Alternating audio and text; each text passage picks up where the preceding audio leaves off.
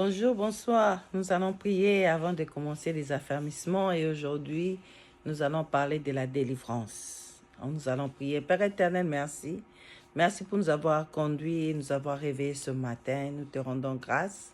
Toi qui es le maître de temps des circonstances, merci pour nous avoir permis de nous réveiller. Tu nous as donné la santé et nous te disons merci parce que pendant ce moment, tu vas nous conduire pendant les affermissements. Seigneur, fais que toute personne qui va écouter cet enseignement sur la délivrance soit guérie, délivrée au nom de Jésus. Seigneur, scelle cet enseignement par le sang de Jésus-Christ et couvre-nous par le sang de Jésus, toute personne qui va écouter au nom de Jésus. Saint-Esprit, la sagesse, l'intelligence, que la gloire te revienne, gloire à toi. Aujourd'hui, nous allons parler sur la délivrance. J'ai recommencé beaucoup d'affermissement et j'avais commencé avec le monde spirituel, donc des réalités du monde spirituel. On a parlé du royaume de lumière et le royaume de ténèbres. Et on a aussi parlé du Saint-Esprit, on a aussi parlé des conséquences. Voilà, donc aujourd'hui nous allons parler de la délivrance. Nous allons commencer avec la définition. La définition est le salut ou la guérison de la puissance de Satan. Donc la délivrance, c'est le salut ou la guérison de la puissance de Satan. C'est la libération de l'emprise de Satan par l'expulsion de démons, par l'expulsion de démons. Alors, comment déterminer le besoin d'une délivrance? C'est par le discernement des esprits. Dans 1 Corinthiens 12, 10. Donc, c'est la capacité surnaturelle que Dieu donne à un enfant pour lui permettre de connaître la nature de l'esprit qui opère. Esprit de Dieu, esprit démoniaque ou esprit humain. Alors, par la détection, elle consiste à observer ce que les démons font en une personne. Alors là, on a eu vraiment le temps d'en parler. Comment est-ce que les démons agissent dans la vie d'une personne. Vous pouvez aller regarder dans les vidéos précédentes pour avoir une idée. Donc, dès que vous voyez une chose pareille, donc vous savez que non, cette personne a besoin d'une délivrance. Donc, maintenant, nous allons parler des étapes de la délivrance. On a parlé de la définition, comment déterminer les besoins d'une délivrance. Et nous allons aller quand même ensemble pour aller voir, lire 1 Corinthiens 12. Comme ça, nous avons une idée. OK? Nous allons aller dans la Bible et nous allons découvrir 1 Corinthiens 12. Excusez-moi. 1 Corinthiens 12, 10. Je vais essayer de lire. Je pense que c'est ça le verset. À un autre, il est donné de faire des miracles. À un autre, reçoit une activité prophétique.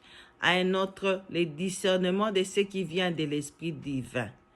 Ici, quelqu'un reçoit la faculté de s'exprimer dans des langues inconnues et il est donné à un autre d'interpréter ces langues. Donc, on a vu que Dieu peut donner les discernements à une personne pour comprendre que si les agissements peuvent être de Dieu ou bien de Satan. Alors, on va rentrer pour continuer. Donc, les étapes vers la délivrance. Le Seigneur est souverain. Il peut utiliser les hommes. La prière qu'on peut faire ou c'est passer de nous. L'auteur de la délivrance est Jésus-Christ. Jean 8, 36. Mais la prière de la délivrance peut être conduite par tout disciple de Christ convaincu ou mûr. On commence par 1. Condition à remplir pour être libéré. Dans certains cas, il n'y a aucune condition. Les miracles peuvent précéder ou créer la foi. Dans d'autres cas, on doit solliciter la volonté de la personne. On doit aussi désirer être délivré. La personne doit elle-même désirer être délivrée. C'est comme ça que quand les gens appelaient Jésus, Jésus, fils de David, des fois ils leur disaient, que voulez-vous que je fasse? Donc, il leur demandait toujours leur volonté. Donc, on doit être délivré, on doit désirer la délivrance. C'est repentir sincèrement de ses péchés qui font la cause de son état. Pour cela, il faut être honnête avec Dieu et ses serviteurs. Il faut aussi régner et dénoncer l'ennemi, renoncer à Satan et à ses œuvres. Pardonner aux autres est absolument nécessaire. La foi, c'est croire que Jésus-Christ est plus fort que Satan et qu'il a vaincu Satan à la croix de Golgotha et qui peut nous délivrer. Amen. Alors, toujours dans la délivrance, nous pouvons voir la prière et les combats.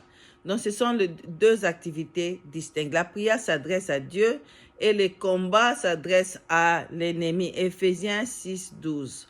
Nous allons aller voir Éphésiens 6, 12. Si vous avez une Bible, vous pouvez le faire aussi pendant que je cherche. Éphésiens 6, 12. Je vais lire. Car nous n'avons pas à lutter contre des êtres de chair et de sang, mais contre les puissances, contre les autorités, contre les pouvoirs de ce monde de ténèbres et contre les esprits du mal dans le monde céleste. Donc voilà, Éphésiens 6, 12 nous dit ça. Il faut donc utiliser les armes de l'esprit dans la soumission à Dieu, l'autorité du nom de Jésus qui est au-dessus de tout nom et auquel toutes choses sont soumises.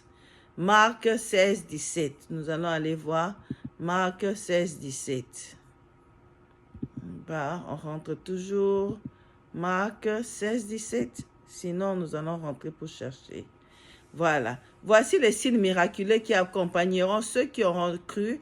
En mon nom, ils chasseront des démons. Ils parleront de langues nouvelles. Donc, voilà ce que nous avons lu.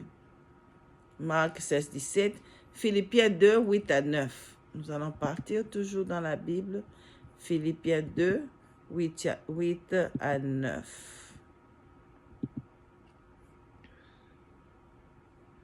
Il s'abaissa lui-même en devenant obéissant jusqu'à subir la mort. Oui, la mort sur la croix. C'est pourquoi Dieu l'a élevé à la plus haute place et lui a donné le nom qui est au-dessus de tout nom. Amen. Donc, il faut utiliser les armes de l'esprit dans la soumission à Dieu, l'autorité du nom de Jésus qui est au-dessus de tout nom, auquel toutes puissances sont soumises. Il y a la nécessité d'être conduit par le Saint-Esprit et connaître la parole de Dieu. Pas toujours se fier à l'expérience personnelle. Il faut identifier les esprits, s'adresser à eux directement par leur nom, d'une voix autoritaire qui commande et avec foi. Ordonnez-leur de partir dans le nom de Jésus-Christ. Entrez dans le combat avec détermination et assurance de la victoire. Christ ne peut échouer, il est le libérateur. Il faut se couvrir de sang de Jésus qui est une arme défensive et non offensive. Il y a lié et délié. Jésus-Christ nous a donné à l'Église le pouvoir de lier et de délier. On lie les démons, on les chasse au nom de Jésus-Christ dans les lieux arides et non à l'enfer et nulle part ailleurs. Donc, on lie les démons, on les chasse au nom de Jésus-Christ dans les lieux arides. Amen. Alléluia. Nous nous arrêtons là. Voilà, nous avons terminé notre leçon des affermissements sur la délivrance. Je prie, Seigneur, que ton sang puisse couvrir tout un chacun. Au nom de Jésus-Christ. Amen. Au revoir.